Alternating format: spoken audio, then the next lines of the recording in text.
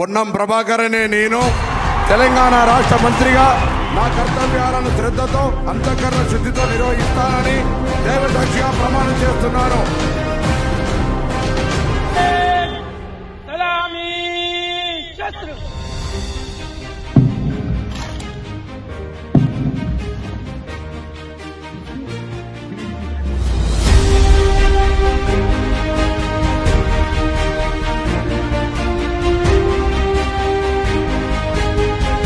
Parliament సభ్యులం లేకపోతే ఎక్కడిది తెలంగాణ అధ్యక్ష?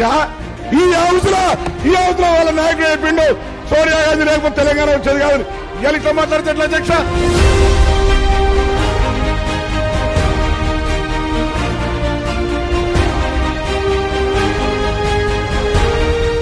ప్రభుత్వం ఏర్పడ్డ 48 గంటల్లో స్వేచ్ఛగా తల్లిగారింటికి వెళ్ళినా, మందిరానికి వెళ్ళినా,